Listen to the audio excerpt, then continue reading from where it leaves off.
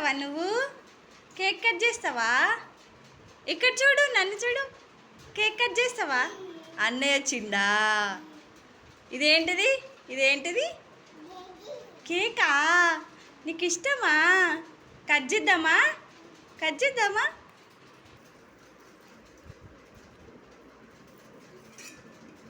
Happy birthday to you. Cut చేయి. నేను cut చేస్తావు, నేను కట్ చేస్తావు, నీకు కట్ చేసి ఇస్తా.